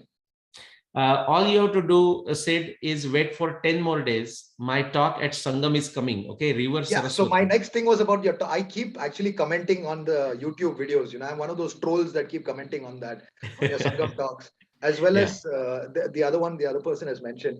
But I have one more thing about the Saraswati River. Another point of confliction is that, I mean, this is just my theory because it even exists in Mahabharata. And the reason why is that I think one of the Gandharva fights or something takes place along that river. My assumption is because it is named after knowledge, Saraswati. I believe that the day Krishna Bhagwan did pass on from here, the day of Kali Yuga started, and I felt that the whole world was like, as you said, we lost out maybe so much of the male dominant population. At the same time, a lot of knowledge was lost. And what I do believe in terms of knowledge was even physically what was done was Saraswati River was removed from our eyes, at least in terms of very Mayanic fashion. What I say, it was removed from our eyes, and it exists, no doubt, but not for the physical, or not for its physical manifestation. This is just my theory that ever since the Mahabharata ended and the Kali Yuga started as such, we lost knowledge, and ever since then we are clutching at straws trying to go back. Okay, I mean, no, that's fine. And so, see, but remember, so what problem it solves? I mean, again, this can be a long discussion, so let's not do that. But remember, you propose a theory because there is a problem that is not been solved. Okay, so that is how every time a theory comes into the picture. Yes. Otherwise, it's yeah, sort of like a curve fitting. You know the postulates and you try to fit in it. Yes and no. It's not always a curve fitting. Okay, because see, sometimes it may not be a curve at all. It could be a jigsaw puzzle. So that is not a curve. It could be a multi-dimensional problem. Curve fitting in a directional sense, you are right. A straight line, curve fitting, etc. But it should solve a problem. So just like if you're talking curve fitting, if you have heard the name Professor George Box, of Wisconsin, if you see the statistics box plots, it comes after, not because it looks like a box, but it is been designed by George Box of Wisconsin. Himself, yes, it's himself. Yeah. So he says all models are useless. Mhm. All models are useless. Use them when you can. It's like so. Yeah, right, like a statistic. So you have to have a problem that you are trying to solve, and so on that one, just I mean, definitely you have watched my other videos. 10 days, right? Saraswati talk, you will see that's exactly what Saraswati is describing. I mean, Saraswati's path, so much research data, that's why I said it very beautifully matches the chronology that I showed on the second page. Is it true that even one of the reasons why the Indus Valley is still, we're not going ahead, is it because that there is a lot of, I am also listening to a lot of fringe science. Is it because there's a lot of radioactivity that's still going on over there in certain places? To the best of my knowledge, I am not aware of any radioactivity data. So be aware of the fringe science is great, but be aware that just because somebody says something, it doesn't mean that is true. Okay. No, I'm tracing it from the name Mohenjo-daro, means like city of the dead. I mean, even when you look at the name itself, on a physical plane, on a plane where there is life, you wouldn't want to name something like dead, especially unless it's a graveyard site. So I'm just trying, again, maybe it might be psychoanalysis doing that kind of thinking in that form. But what I'm trying to think is that if there was a huge war that took place And even till date, we are not able to ascertain what sciences or what technology was actually used in that war. We do see the kind of remains of glass pieces over there, soils, absolute, like, what's it called, petrification of and even vitrification of certain sand samples and all. And this only takes place on a nuclear level, on an atomic energy level. So in conjunction with this, I'm just asking, could it be possible that this is the site of actually where the whole nuclear blasts did take place? Right across this whole northwest frontier of ours. Right. Well, so anything is possible. It needs research. It needs a deep research. And another quote of my favorite person, Sir Karl Popper, what he says is good theories. Okay, good evidence kills bad theories. We survive to guess again. Okay, so like Mohenjo-daro, yeah, you have to go. Not you. Every one of us. We need to, if we have a certain theory. Honestly, usually people will go one layer. They listen to the TV news and they will go one layer. What you have just describing, you are possibly going 3-4 layers down, which is great. Mohenjo-daro, why the name could be petrification or the melting of glasses. I would say at least one needs to go 20 levels deeper before you start scratching the surface. That's just my experience. And so what you will find is many of these things, what you are hearing or reading, are actually not true. That also you will find. Like, so the glasses are found, but actually then you go and say, show me the glass from Mohenjo-daro, and you'll run into a surprise. So sometimes people just make believe. They sit there, they make the theories, they will write stuff. That partly, not to critique Michael Cremo's work, but their work has a challenge, because there is what they have done is great. But there is, when the counter conflicting data comes, they have not analyzed it in the way that they should have. Okay, but that's a different subject. Let's go and see if anyone has any questions. And Sureshji, you tell me the time, and we can stop anytime. We are over the time. Yeah. Good evening, Nilesh. Just a quick question. This is Shyam Rao here. Your comments on the Aihole inscription interpretation. Okay, what about the Aihole? And just because I think Sid also mentioned the Yuga, Kali Yuga, so I'll put this together, the Aihole inscription and a Kali Yuga together. Instead of me giving an answer, there is another Bengalurite, young researcher, Jeevan Rao. I don't know if you have seen his videos with me or even otherwise, and he writes blogs. I would encourage you to go and, I don't know if he has written that blog yet or not. I think he has written on Aihole inscription.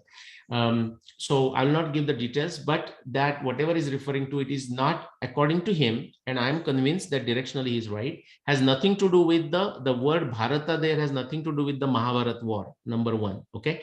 And then the Yuga, like Sid asked in some tangential, some other related context. Again, he has done good work, Jeevan Rao, and I have also done some work, but that was not my focus. That the Yuga has many definitions. That's what I have worked on. And the specific tradition that we always talk, Kali Yuga, Krishna's passing away in Kali Yuga, Mahabharata war and Kali Yuga, Mahabharata and Kali Yuga. What Jeevan Rao has done, he has put together 100 plus evidential data points from a Mahabharata, and has shown that the Kali Yuga, per the Mahabharata tradition at least, began on the last day of the Mahabharata war, and thus 2 November 5561 BC. So quick answer, Aihole inscription, as I see it, again, based on the evidence of Jeevan Rao, and something that I am looking at it for 30 plus years, that it has nothing to do with the Mahabharata whatsoever. Thank you. Sir, excuse me. Yeah, go ahead. Can I ask a question, please? As long as Suresh is okay. I have no time restriction, but please, I don't want to bore you guys either. Yeah, go ahead. If Vishnu. Okay. Sir, I have a question that what timeline your research gives for the slaying of Rahu and the Samudra Manthan events? I think you must have asked that question, Vishnu Vardhan, B. Yes, Vishnu Vardhan, right? Okay. Well, this is not, thank you for asking. This is not a well-defined question. Okay, so for example, what's the first part? What is the timing for a killing of a Rahu and the Samudra Manthan, right? Okay. Yes. So Rahu, if you understand from an astronomy perspective, it is a mathematical node. Okay, Yes. that is where the orbit of the moon cuts the orbit of the sun, the ecliptic. Okay, that happens once every year. Sorry, every month. So if we consider that is killing of a Rahu, then it is happening every 30 days. Yes. Okay. The second part, Samudra Manthan. Samudra Manthan, as I understand it, that is not the only way to understand it. I understand it as the Manthan in the sense of a civilizational Manthan. Okay. Okay, remember the Devas on one side, the Danavas on the other side, or Suras and Asuras on both sides. If you look at the astronomy perspective, the southern hemisphere is the area of Asuras. The northern hemisphere is the area of Asura, not necessarily in a good and a bad. If you read Ramayana, if you read Rigveda, you know, in Rigveda, how many of you know that Indra, Varuna, they are called Asura? Indra, Varuna is called Asura in a glorifying way, by the way. Okay. Asura is also, there's a Sanskrit Nirukta, origin of it is described as Asura is the one who doesn't drink Sura. Okay. Okay. So there are many different dimensions to this. The Samudra Manthan, I see this as the churning of a civilization. Okay. Just like we call the globalization and how the technology came into being. Through this churning, see why they did the churning and why the Devas invited the Asuras or Asuras invited Asuras, because they wanted the science and technology of the Asuras, just like the Europeans wanted the science and technologies of India. Okay. So, and Asuras or the southern hemisphere folks like Ravana was going around the world. We are talking 14,000 years ago. We have a Pumpuar port going to 20,000 years ago. So it is a metaphor. As I say it, the Samudra Manthan is a metaphor. So if you take it literally, and so just like this is not any different than somebody asking the question, so sir, now you figured out the Rama's time and Krishna's time. Now tell me on what day Matsya of a Matsya Avatar was born. That is like to miss the total point. You know, that is a metaphor. So that's the answer. And thank you for asking that good question. I hope I gave you my point of view. Okay, sir. Actually, I'm doing a research on the Buddha timeline. Actually, our eminent Indic researchers have mixed up 3 personalities into Gautam Buddha's timeline. Actually, in that Adi Buddha, the avatar of Vishnu, in the one Nikaya named one sutta, it tells that name Danava king named Viprachiti, who asks Rahu why he left the Surya. Yeah. In that context, I was asking the question. That's why. You mean the Samudra Manthan and Rahu question? Yes, sir. Yeah. See, we have to understand, like, you know, when the things are written, they are written in a poetic form. They can be allegories. Sometimes it's allegory. Sometimes it is a factual event told to us in allegory. And that's why we need a research. See, we have to be very fearless. If you go to 16th chapter of Bhagavad Gita, the Daivi Pravrutti, right? Devi Vritti or Devi Guna, it says Abhayam Sattva Samshuddhir Jnana Yoga Vyavasthiti, right? Abhayam, you should be fearless, but that list ends with the amanita. You should be also humble in the sense of you could be wrong, I could be wrong, you could be wrong, but you should be fearless. So you can ask me, you can ask others, but they are only going to give so much. In fact, I do not do any research with a very few exceptions. Related to anything that's happening in the Indian civilization post 2000 BCE. Okay. So actually, it is not a post 2000 BC. It actually goes to 3000 BC as I research conducted.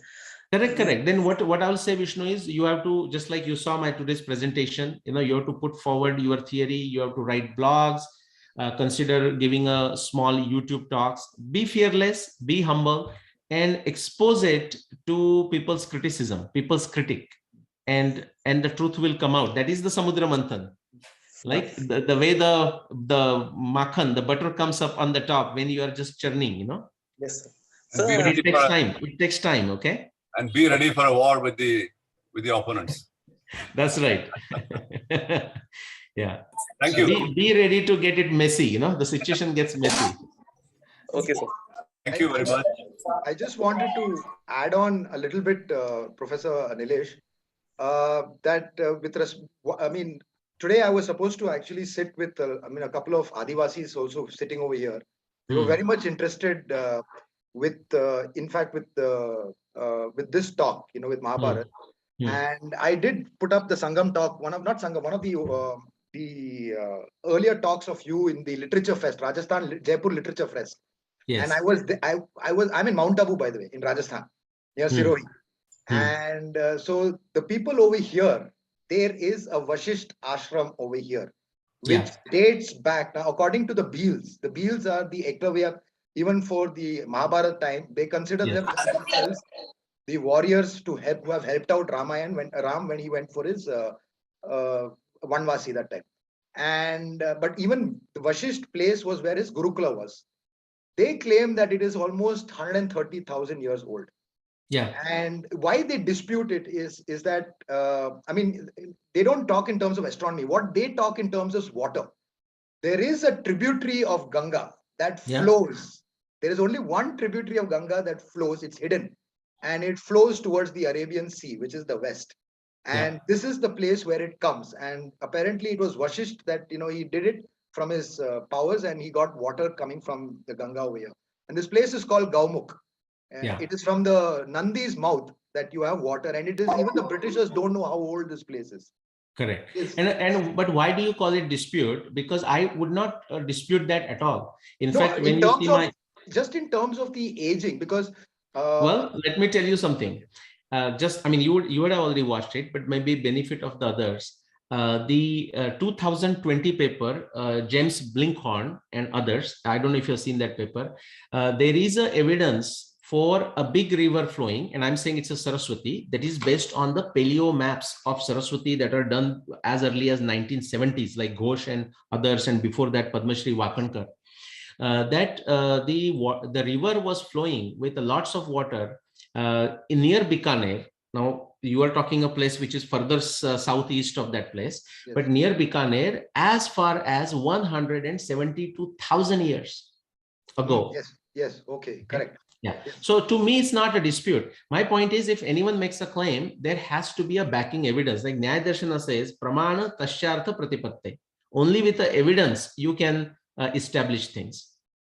And if there is no evidence, then we cannot do anything. We cannot prove anything. We cannot disprove anything. So even coming to your point about Indra, sir, like his Asura Roop, I don't believe if someone can correct me also, if there are any temples of Indra in this especially in our do we worship?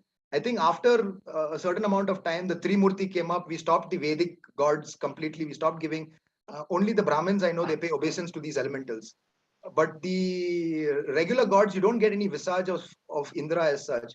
And in this place, sir, in Gaumukh, there is a huge statue of Indra. And he does not have Indian features.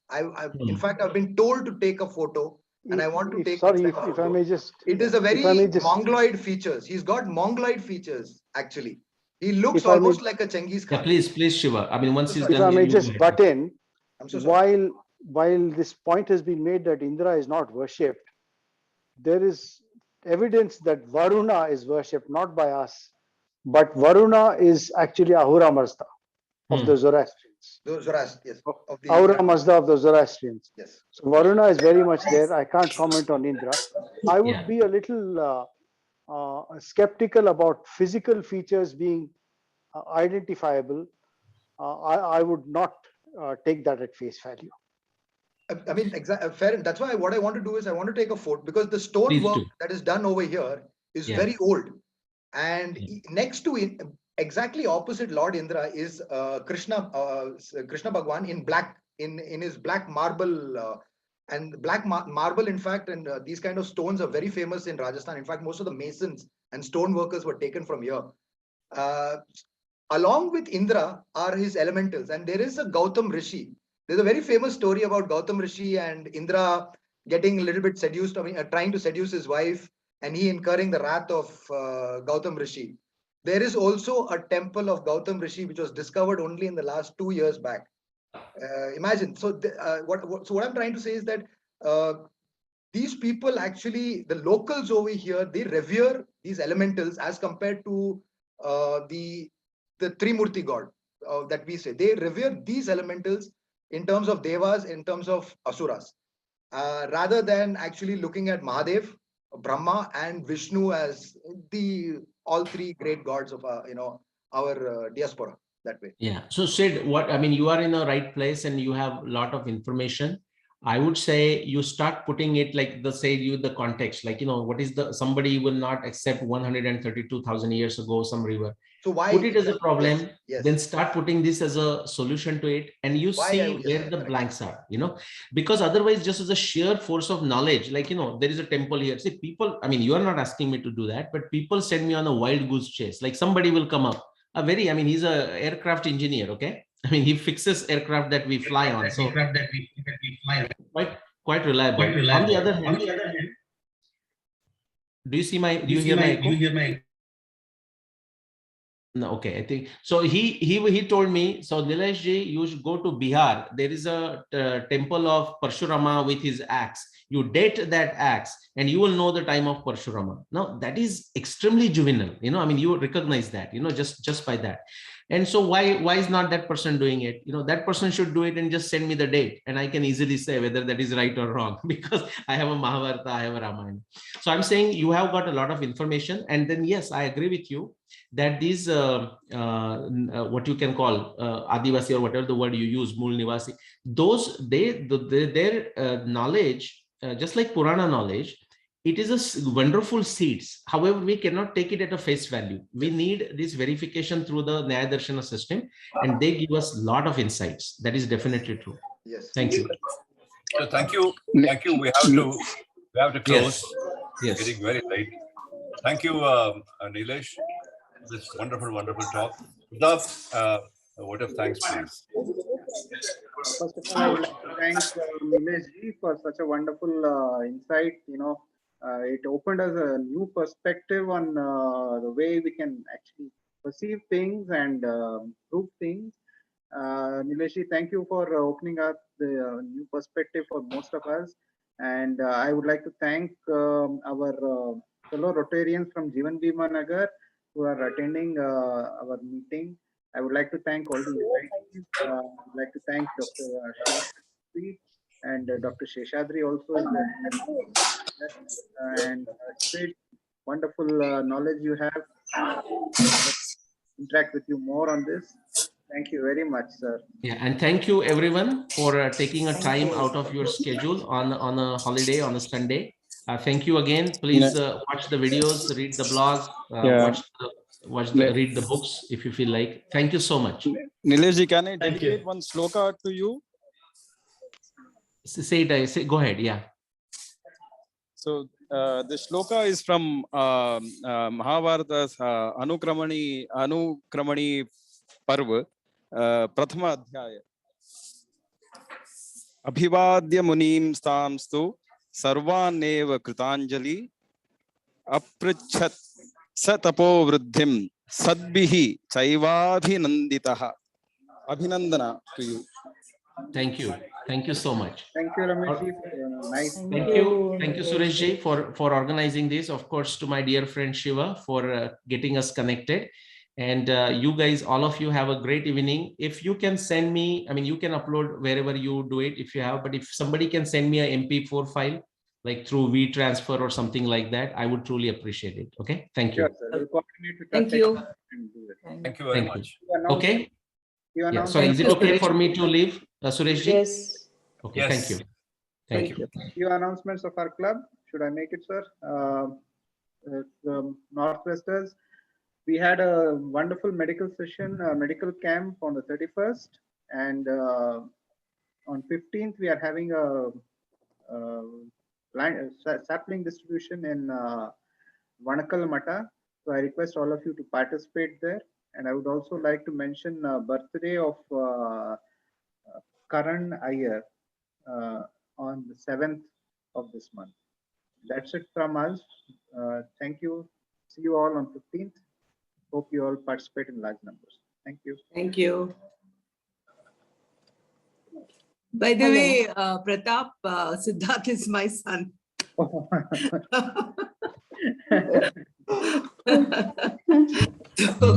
I knew that he would. I didn't know Siddharth that. and Karan, both. Knowledge. Wonderful. Yeah, Siddharth and Karan both. Okay. Good to know that, ma'am. Where is Siddharth? He's Where in is Mount he? Abu. He's in Mount Abu. That's Ah. where he is. That's why he's so talking so confidently. Yeah. Thank you. Yeah. Yes, ma'am.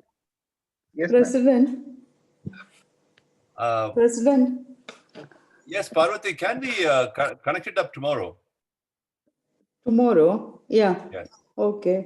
You can tell Pratap, or you can fix up a date, a time, and we'll Huh. connect it up. Tomorrow's that Sahyuga program is there or it is postponed? That is tomorrow is 9th, no? Hmm. Yes. Oh yeah, tomorrow is there, but in the afternoon, 2 o'clock. 2 o'clock. Yeah. Like this rasam powder and all, no quantity we have to decide and We'll contributions. discuss tomorrow. We'll discuss Okay. tomorrow morning. Morning around 9:30. 9:30. Pratap? 9:30 would be a little early for me, sir. I'll have to leave for office. So probably 11 o'clock would be very ideal for me if it is okay with all of you. Fine, 11 o'clock. Because we have to leave at 2 o'clock. Okay. 11 o'clock, I'll ask for the Zoom meeting. Yeah. Okay. Okay. Only 4 o'clock. 11 o'clock, yeah. Yeah. Can we make a Thank group call or WhatsApp group call, or how is it? Should we go for a... I think we'll go for Zoom call. Okay. It'll be much more clearer. Okay. Fine. Thank you. Okay. Okay. Okay, thank you. Thank you. It was nice. See you. How was it, Yubi? Wonderful presentation. Wonderful. Lot of data came in. And You must read some of his books. All these things are mentioned there, but it's difficult to understand yeah, unless you have that scholarship. It went overhead. yeah, that's true. But it was wonderful still. Good talk, Okay. President. Good talk. Yeah. Thank you, Veena. Right, You listen. I have- You are in the hide mode. Your video was not there. I have spoken to Parvati about my contribution to August 15th visit. So she knows about it, and I'll be in touch with her. Okay. Right. Bye-bye, everybody. Bye, Yubi. Bye. Bye. Bye. Bye, Veena. Bye. Bye-bye. Bye, everybody. Yubi, bye.